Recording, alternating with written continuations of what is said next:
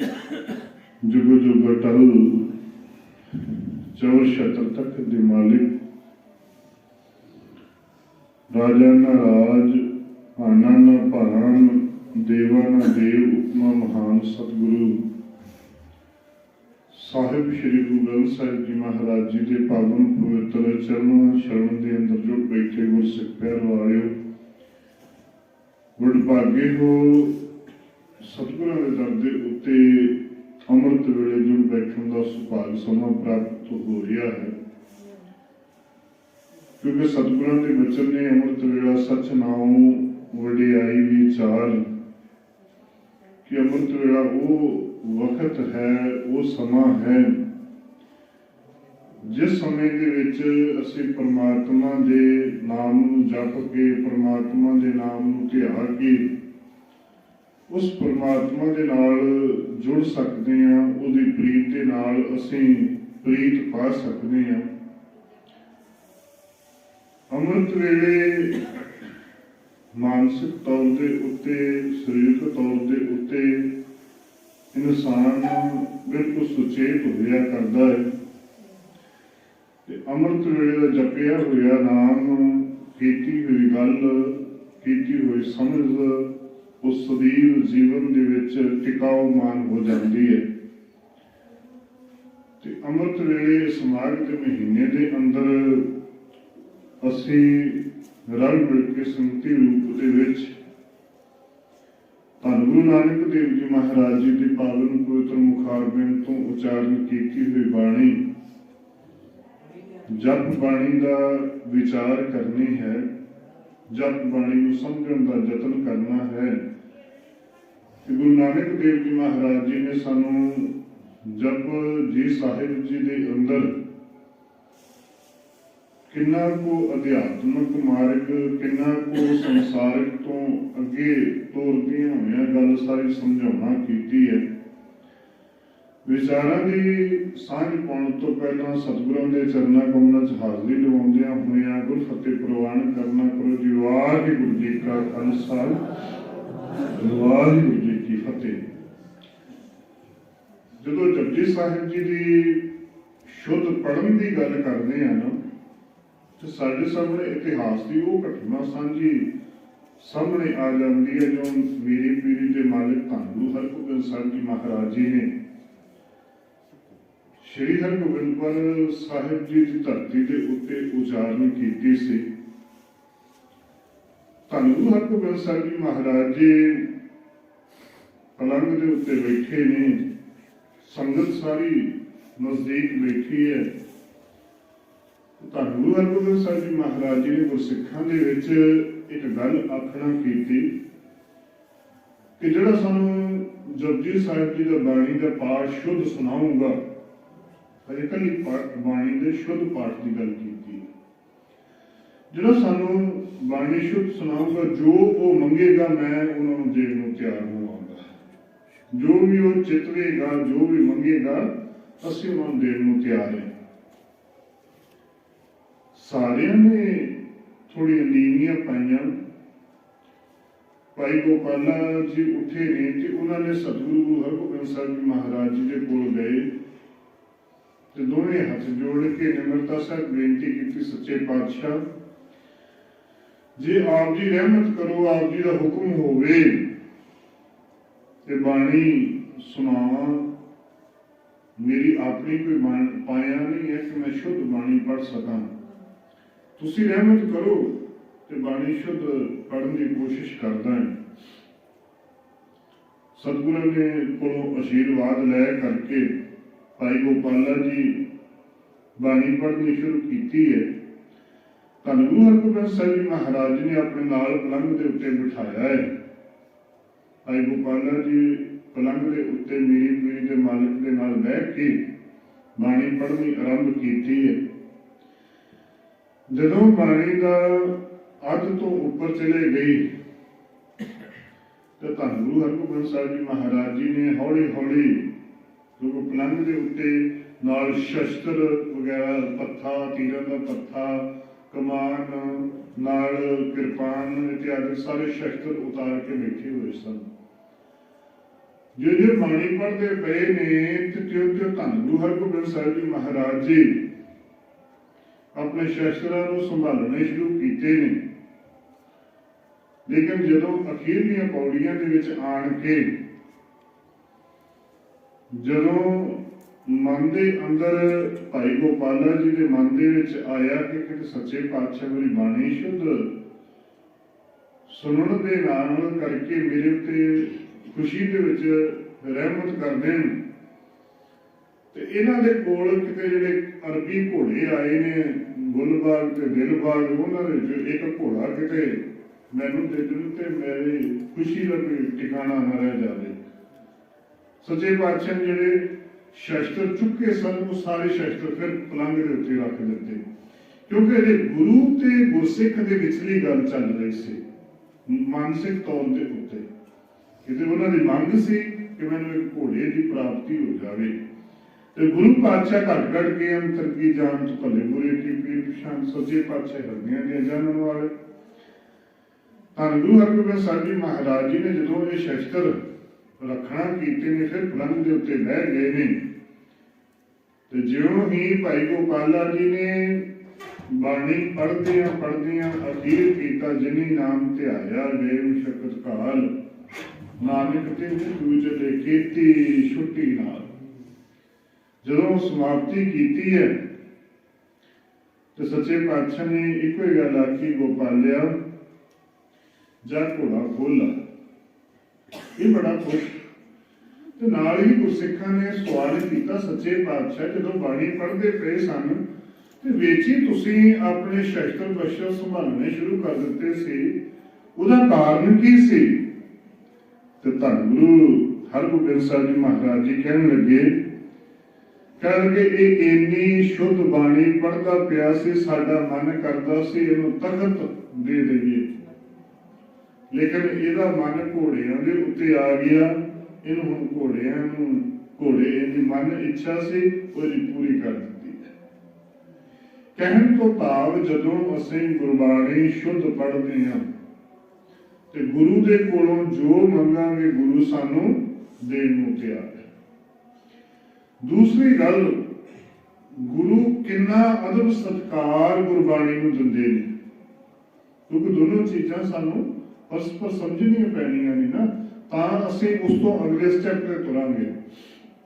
धन गुरु हरराय जी महाराज जी पलंग दे उत्ते बैठे सन ते संगत जूटियां दे विच शब्द पढ़दी आ रही सी ते सच्चे पातशाह दे कोल आण के जदों वो गुरसिख संगतां आईयां ना ते धन गुरु हरगोबिंद साहिब धन गुरु हरराय जी महाराज जी काले काले दे नाल पलंग तो उठे ने ते उन्हां दा पलंग दा जिहड़ा कोना सी वो उन्हां दे गोडे दे उत्ते जा वज्जिया ते ओहदे नाल की होया कि गुरु हरराय जी महाराज जी दे गोडे दे चों खून वगना शुरू होया ते गुरसिखां ने पुछ कीती सच्चे पातशाह तुसीं इन्नी काले नाल क्यों उठे हो।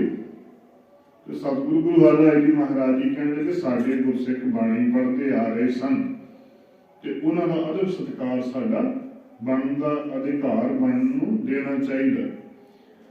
तो सच्चे पातशाह ने गुरसिखां ने फिर पुछ कीती सच्चे पातशाह बाणी तुहाडी गुरसिख तुहाडे जो बाणी पढ़ते आ रहे सन तो तुसीं इन्नी काली क्यों कीती।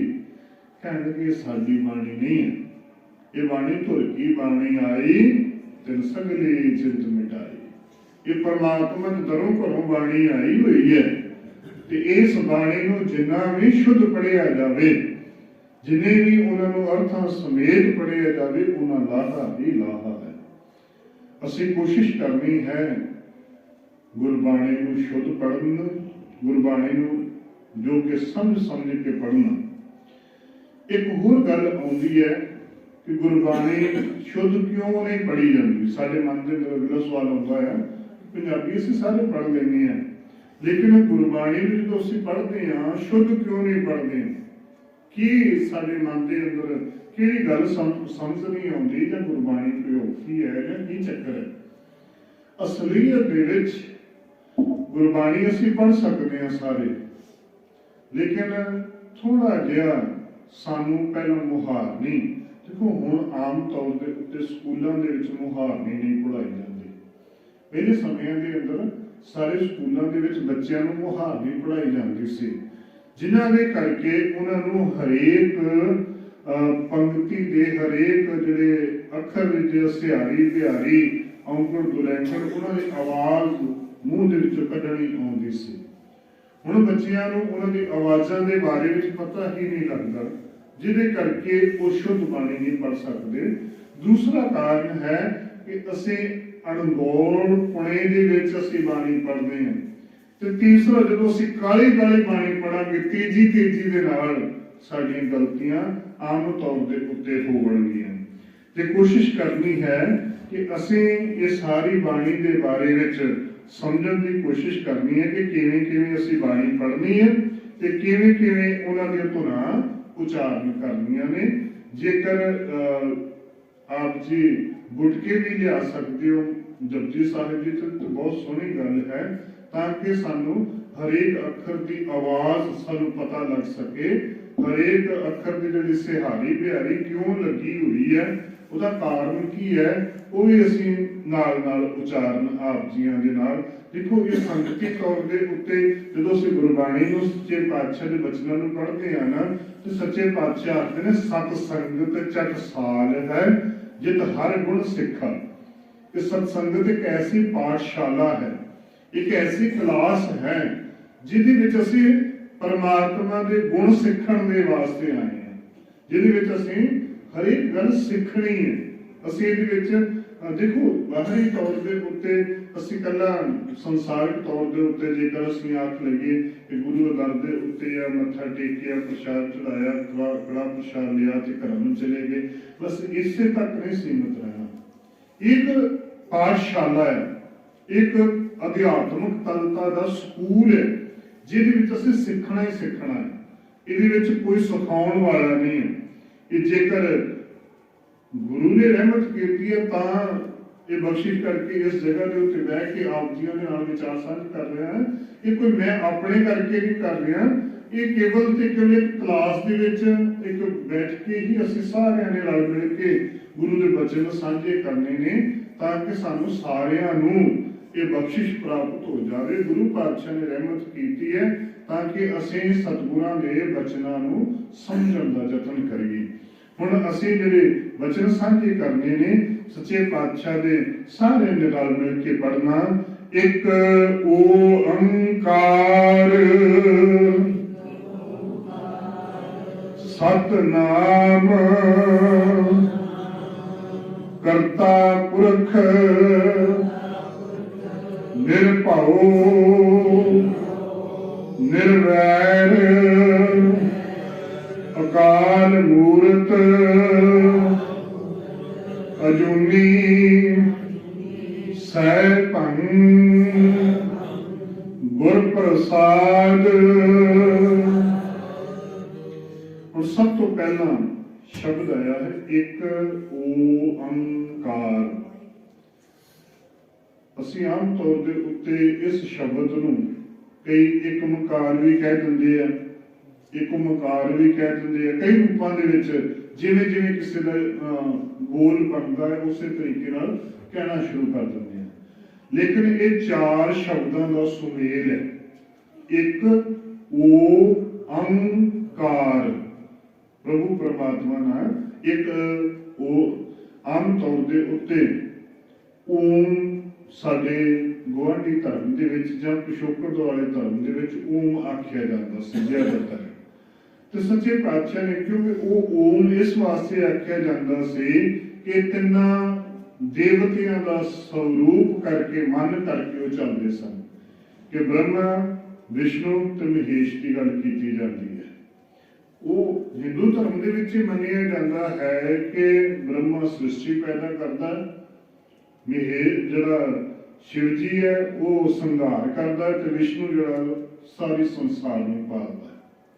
लेकिन गुरु नानक देव जी महाराज जी ने एक नवा संकल्प दिता, कहने लगे नहीं ये तीन नहीं है, जिहड़ा सृष्टि नूं पैदा करने वाला, सृष्टि नूं संभालने वाला ते सृष्टि नूं खत्म करने वाला वो सिर्फ ते सिर्फ केवल ते केवल एक है, वो सब तो पहला उन्होंने एक की गल की, एक ओंकार कि परमात्मा एक है जिहड़ा सर्व व्यापक है, सारी सृष्टि दे विच चलाईमान है, वो सारी सृष्टि नूं आप चला रहा है, वो आप सारिਆਂ ਨੂੰ पैदा कर रहा है, वो आप सारिਆਂ ਨੂੰ संभाल रहा है ते आप ही सारिਆਂ ਦਾ संघार कर रहा है। ਜਦੋਂ जिस दी मौत आउंदी है वो संसार के उत्तों वो आप ही लिजा रहा है, कोई दूसरा कोई देवता नहीं है, वो केवल ते केवल एक प्रभु परमात्मा आप है।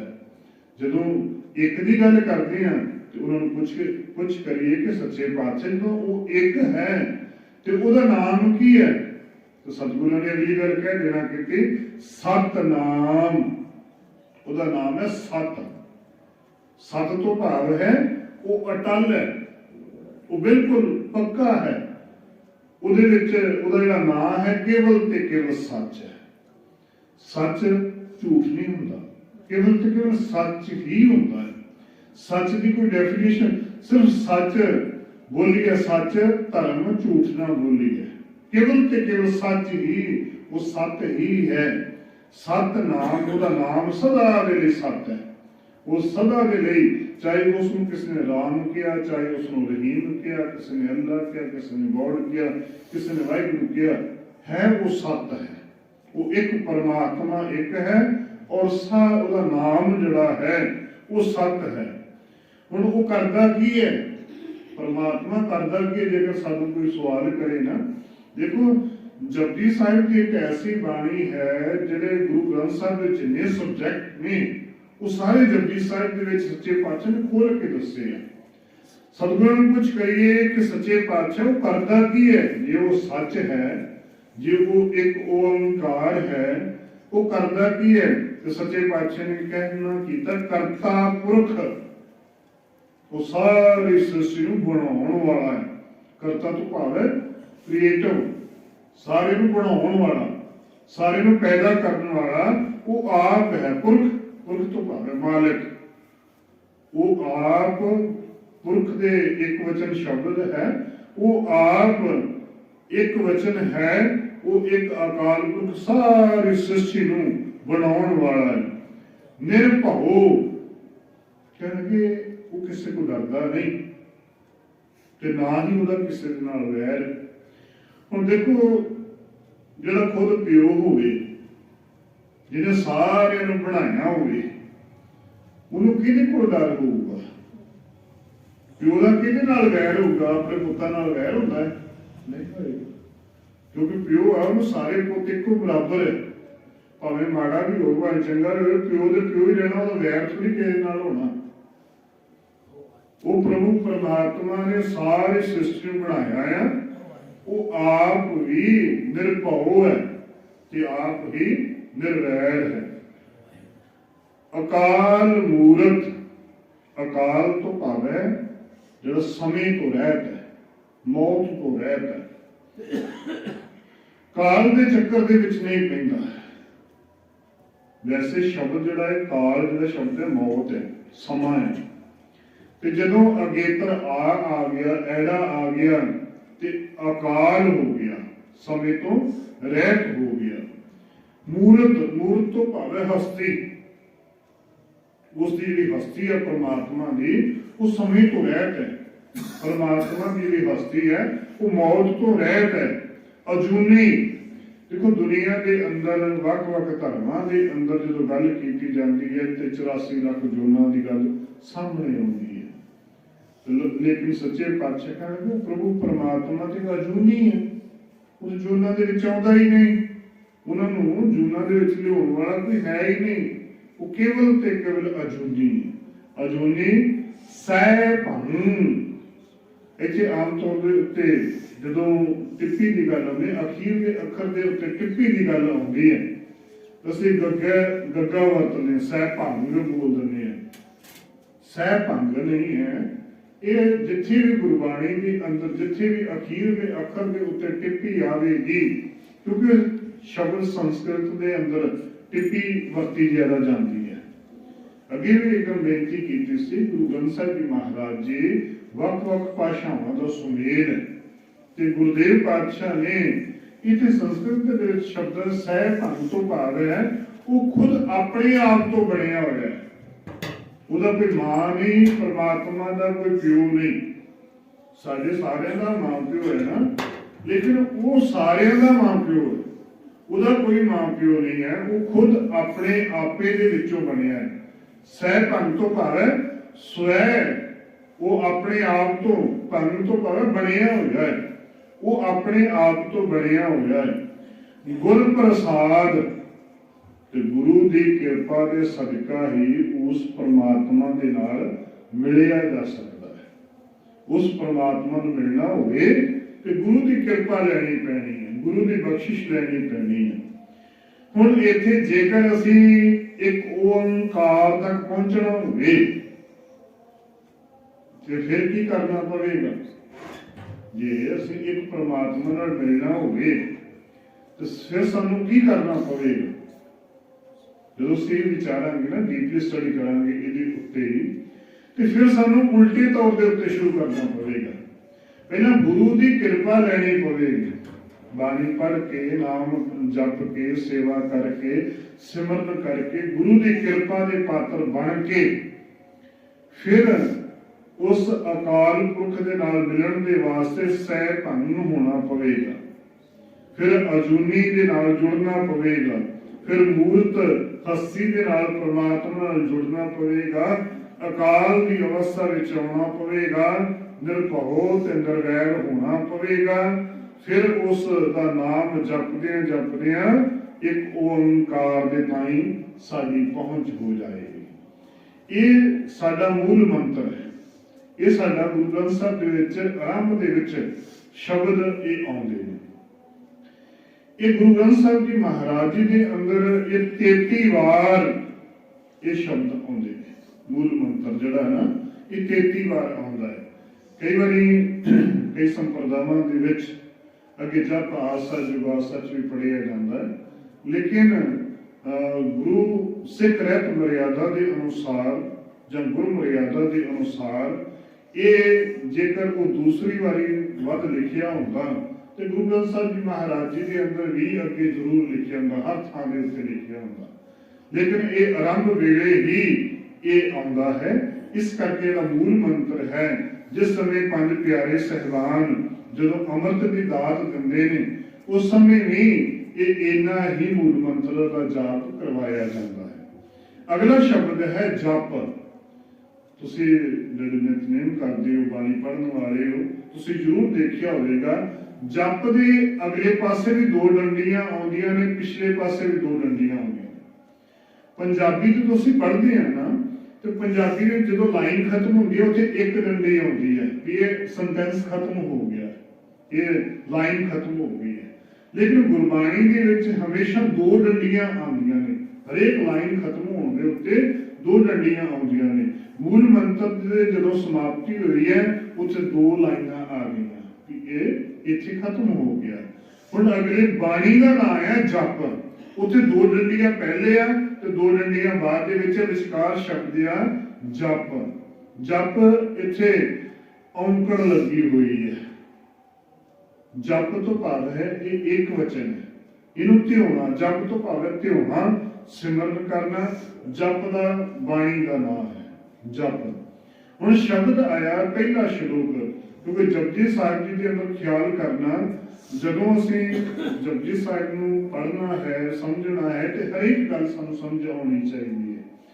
जपजी साहिब जी के अंदर 2 श्लोक आउंदे ने और 38 पौड़ियां गुरु ग्रंथ साहिब जी महाराज जी के अंदर आउंदियां ने। हुण जप बाणी के अंदर जिहड़ियां 38 पौड़ियां ने, उन्हां तों पहला श्लोक है आद सच जुगाद सच है भी सच नानक होसी भी सच। आद आद तो भाव है आरंभ वेले तो, जिस समय सृष्टि की पैदाइश हुई, जो कुछ नहीं सी संसार दे विच, जिस समय अरबद नरबद धुंधु काला धरना गगना हुक्म अपारा, ना दिन रैन ना चंद ना सूरज सुन समाद लगाएंगा। देखो अज साइंटिस्ट ये गल्लां आखदे ने कि पहला कुछ भी नहीं सी, केवल ते केवल ਸੁੰਨ ਇੱਥੇ ਪਈ ਸੀ, ਬ੍ਰਹਿਮੰਡ ਦੇ ਅੰਦਰ ਕੁਛ ਨਹੀਂ ਸੀ। ਉਸ ਤੋਂ ਬਾਅਦ ਜੋ ਬਿਗ ਬੈਂਗ ਦਾ ਥਿਊਰੀ ਜਿਹੜੀ ਆਉਂਦੀ ਹੈ, ਉੱਚੀ ਗੱਲ ਆਉਂਦੀ ਹੈ ਕਿ ਬਹੁਤ ਵੱਡਾ ਧਮਾਕਾ ਹੋਇਆ। ਉਸ ਧਮਾਕੇ ਦੇ ਵਿੱਚ ਜੋ ਕਿ ਅੱਗ ਦਾ ਗੋਲੇ ਟੁੱਟ ਕੇ ਧਰਤੀ ਦਾ ਸਰੂਪ ਬਣਿਆ, ਅੱਗਾਂ ਦਾ ਸੁਮੇਲ, ਅੱਗਾਂ ਤੋਂ ਫਿਰ ਹਵਾ ਦੀ ਸੁਮੇਲ ਬਣਿਆ, ਤੇ ਉਸ ਸੁਮੇਲ ਦੇ ਵਿੱਚੋਂ ਜਦੋਂ ਕਾਰਬਨ ਡਾਈਆਕਸਾਈਡ ਤੇ H2O ਬਣੀ, ਉਸ ਤੋਂ ਬਾਅਦ ਪਾਣੀ ਬਣਿਆ, ਪਾਣੀ ਤੋਂ ਫਿਰ ਅੱਗੇ ਇੱਕ ਸੈੱਲਾ ਜੀਵ ਅਮੀਬਾ ਬਣਿਆ, ਅਮੀਬੇ ਤੋਂ ਫਿਰ ਦੋ ਸੈੱਲਾ ਜੀਵ ਬਣੇ, ਫਿਰ ਹੌਲੀ ਹੌਲੀ ਸ੍ਰਿਸ਼ਟੀ ਡਿਵੈਲਪ ਕਰਦਿਆਂ ਮਨੁੱਖ ਜੀਵਨ ਤੱਕ ਆਏ। ਇਹ ਸਾਇੰਸ ਦੀ ਥਿਊਰੀ ਹੈ। ਲੇਕਿਨ ਗੁਰੂ ਪਾਤਸ਼ਾਹ ਅੱਜ ਤੋਂ 500 ਸਾਲ ਪਹਿਲਾਂ ਇਹ ਗੱਲ, 550 ਸਾਲ ਪਹਿਲਾਂ ਇਹ ਗੱਲ ਆਖ ਗਏ ਕਿ ਸੰਸਾਰ ਦੇ ਉੱਤੇ ਕੁਝ ਵੀ ਨਹੀਂ ਸੀ। ਅਰਬਦ ਨਰਬਦ ਧੁੰਦੂ ਘਰ ਅਰਬਾਂ ਖਰਬਾਂ ਸਾਲ ਪਹਿਲਾਂ ਇਹ ਸੰਸਾਰ ਤੇ ਕੁਝ ਨਹੀਂ ਸੀ, ਕੇਵਲ ਤੇ ਕੇਵਲ ਧੁੰਦੂ ਧਾਰਾ ਸੀ। ਉਸ ਸਮੇਂ ਨਾ ਦਿਨ ਰਹਿਣ, ਨਾ ਚੰਦ, ਨਾ ਸੂਰਜ, ਸੁੰਨ ਸਮਾਦ ਲਗਾਈਂਦਾ। ਉਸ ਸਮੇਂ ਕੁਝ ਵੀ ਨਹੀਂ ਸੀ, ਕੇਵਲ ਨਾ ਸੂਰਜ ਸੀ, ਨਾ ਚੰਦਰਮਾ ਸੀ, ਕੇਵਲ ਤੇ ਕੇਵਲ ਸੁੰਨ ਦੇ ਵਿੱਚ ਪ੍ਰਭੂ ਪਰਮਾਤਮਾ ਆਪ ਸਮਾਇਆ ਹੋਇਆ ਸੀ। ਫਿਰ ਸਾਰੀ ਸ੍ਰਿਸ਼ਟੀ ਦੇ ਬਣਨ ਦੀ ਗੱਲ ਆਉਂਦੀ ਹੈ ਤੇ ਸਾਰੇ ਕਹਿੰਦੇ ਆਦਿ ਸੱਚ। ਜਦੋਂ ਸ੍ਰਿਸ਼ਟੀ ਦੀ ਸ਼ੁਰੂਆਤ ਹੋਈ, ਉਸ ਤੋਂ ਪਹਿਲਾਂ ਵੀ ਕੌਣ ਸੀ? ਇੱਕ ਪ੍ਰਭੂ ਪਰਮਾਤਮਾ, ਜਿਸ ਨੇ ਸਾਰੀ ਸ੍ਰਿਸ਼ਟੀ ਬਣਾਉਣਾ। ਕੋਈ ਨਾ ਕੋਈ ਹਸਤੀ ਤਾਂ ਹੋਏਗੀ ਨਾ ਜਿਹਨੇ ਸਾਰਾ ਕੁਛ ਬਣਾਇਆ, ਕੁਝ ਨਾ ਕੁਝ ਕੋਈ ਐਕਟਿਵ ਪਾਵਰ ਐਸੀ ਹੋਵੇਗੀ ਨਾ ਜਿਸ ਨੇ ਇਹ ਸਾਰੇ ਪ੍ਰੋਗਰਾਮ ਪੂਰੀ ਕੇ ਸਾਰੇ ਜਿਹੜੇ ਅੱਜ ਅਸੀਂ ਪਿਛੋਕੜ ਹਿੰਦੁਸਤਾਨ ਦੀ ਧਰਤੀ ਦਾ ਵੀ ਅਸੀਂ ਪਿਛੋਕੜ ਦੇਖਦੇ ਹਾਂ। ਆਮ ਤੌਰ ਦੇ ਉੱਤੇ ਆਖਿਆ ਸਭ ਤੋਂ ਪੁਰਾਣਾ ਹਿੰਦੂ ਧਰਮ ਹੈ, ਲੇਕਿਨ ਇਸ ਤੋਂ ਵੀ ਪੁਰਾਣਾ ਜਦੋਂ ਅਸੀਂ ਹੋਰ ਦੇਖਦੇ ਹਾਂ ਤੇ ਸਿੰਧੂ ਘਾਟੀ ਦੀ ਸੱਭਿਅਤਾ, ਮੋਹਿੰਜੋਦੜੋ ਦੀ ਸੱਭਿਅਤਾ ਵੀ ਆਉਂਦੀਆਂ ਨੇ। ਇੱਥੇ ਅਰਬਾਂ ਖਰਬਾਂ ਸਾਲਾਂ ਤੋਂ ਬੜੇ ਜੀਵ ਰਹਿੰਦੇ ਆ ਰਹੇ ਨੇ, ਲੇਕਿਨ ਸਾਹਿਬ ਕਹਿਣ ਲੱਗੇ ਉਸ ਸਮੇਂ ਆਦਿ ਸੱਚ ਪਰਮਾਤਮਾ ਉਸ ਵੇਲੇ ਵੀ ਸੀ। ਕਿਉਂਕਿ ਜਦੋਂ ਅਸੀਂ ਸਿੰਧੂ ਘਾਟੀ ਦੀ ਸੱਭਿਅਤਾ ਦੀ ਵੀ ਸਟੱਡੀ ਕਰਦੇ ਹਾਂ ਜਾਂ ਮੋਹਿੰਜੋਦੜੋ ਦੀ ਸਟੱਡੀ ਕਰਦੇ ਹਾਂ ਤੇ ਉਹਦੇ ਵਿੱਚ ਵੀ ਜਿਹੜੀਆਂ ਗੱਲਾਂ ਆਉਂਦੀਆਂ ਨੇ, ਉਹ ਦੇਵੀ ਦੇਵਤਿਆਂ ਦੇ ਪੂਜਾ ਕਰਦੇ ਸੀ, ਅੱਗ ਦੇ ਉਹ ਪੂਜਾ ਕਰਦੇ ਸੀ, ਤੇ ਆਦਿਕ ਉਹਨਾਂ ਦੇ ਪੰਛੀਆਂ ਦੇ ਚਿੱਤਰ ਬਣੇ ਹੋਏ ਨੇ, ਉਹਨਾਂ ਦੀਆਂ ਬੁੱਕਸ ਵਗੈਰਾ ਦੇ ਵਿੱਚ ਸਾਰਾ ਕੁਛ ਆਉਂਦਾ ਹੈ। ਕਹਿੰਦੇ ਉਹ ਸਮੇਂ ਵੀ ਪਰਮਾਤਮਾ ਨੂੰ ਲੋਕ ਯਾਦ ਕਰਦੇ ਸੀ, ਕਿਉਂਕਿ ਉਸ ਸਮੇਂ ਵੀ ਪਰਮਾਤਮਾ ਹੈਗਾ ਸੀ। ਆਦਿ ਸੱਚ ਆਰੰਭ ਵੇਲੇ ਤੋਂ ਵੀ ਪਰਮਾਤਮਾ ਸੀ। ਜੁਗਾਦ ਸੱਚ, ਜੁਗਾਂ ਜੁਗਾਂਤਰਾਂ ਦੇ ਆਰੰਭ ਤੋਂ ਹਿੰਦੂ ਧਰਮ ਨੇ ਇਹ ਗੱਲ ਆਖਣਾ ਕੀਤੀ ਹੈ ਨਾ ਕਿ 4 ਯੁੱਗ ਨੇ, ਸਤਯੁਗ ਹੈ, ਦੁਆਪਰ ਹੈ, ਤ੍ਰੇਤਾ ਹੈ ਔਰ ਕਲਯੁਗ ਹੈ। ਲੇਕਿਨ ਸਾਹਿਬ ਕਹਿਣ ਲੱਗੇ ਕਿ ਇਹ ਜੁਗਾਂ ਜੁਗਾਂਤਰਾਂ ਤੋਂ ਵੀ ਪਹਿਲਾਂ ਜਦੋਂ ਤੋਂ ਆਰੰਭ ਹੋਇਆ ਸੀ ਨਾ, ਪਰਮਾਤਮਾ ਉਦੋਂ ਤੋਂ ਵੀ ਮੌਜੂਦ ਸੀ। ਆਦਿ ਸੱਚ ਜੁਗਾਦ ਸੱਚ ਹੈ ਵੀ ਸੱਚ, ਹੁਣ ਵੀ ਉਹ ਸੱਚਾ ਹੈਗਾ ਹੈ। ਜੇਕਰ ਸੱਚਾ ਹੈਗਾ ਤੇ ਤਾਂ ਅਸੀਂ ਸਾਰੀ ਲੋਕਾਈ ਤੁਰੀ ਫਿਰਦੀ ਹੈ ਨਾ। ਔਰ ਆਉਣ ਵਾਲੇ ਸਮੇਂ ਨਾਨਕ ਨਾਮ ਦੀ ਮੋਹਰ ਲਾਉਂਦਿਆਂ ਹੋਇਆ। ਦੇਖੋ ਗੁਰਬਾਣੀ ਦੇ ਅੰਦਰ ਅਸੀਂ ਸਾਰੇ ਰਲ ਮਿਲ ਕੇ ਪੜਾਂਗੇ।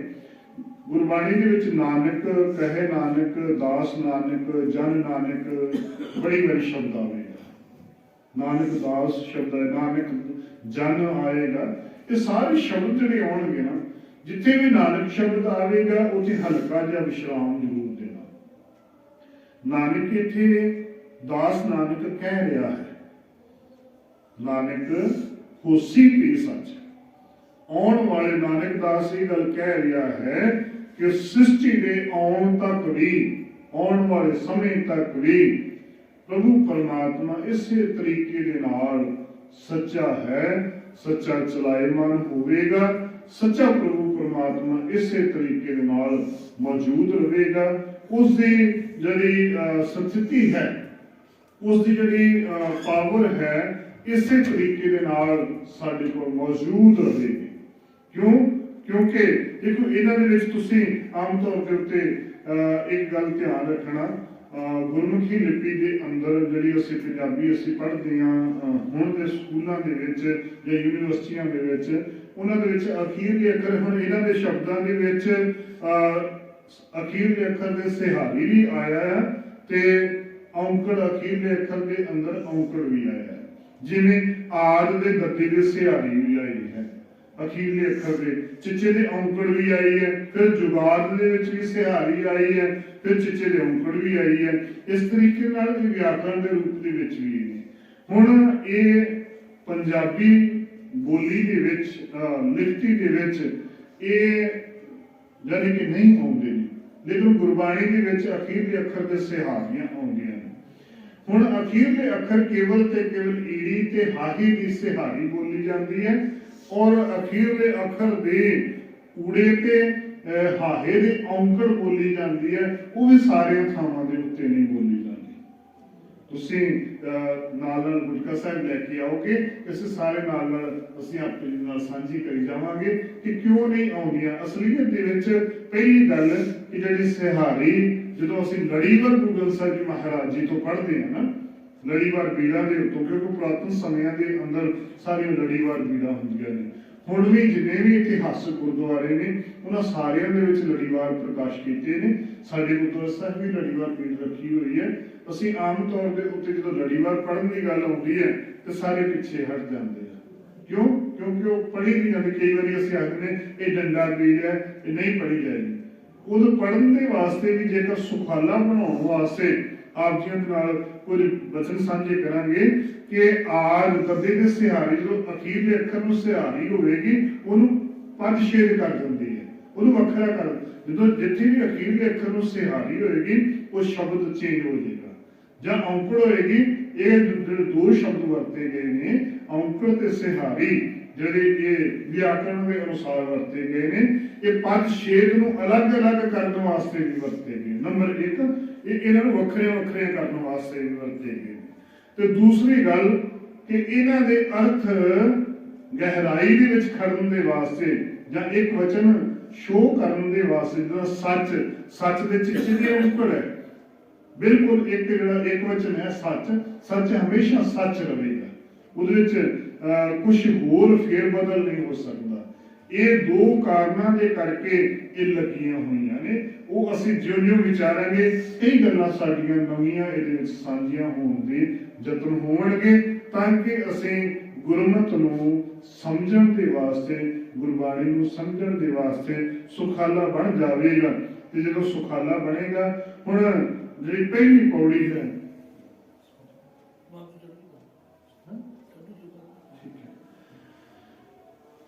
ये अज असीं केवल ते केवल मूल मंत्र की गल कीती है, और पहली श्लोक की विचार आप जियां दे नाल सांझ पाउणा कीती है।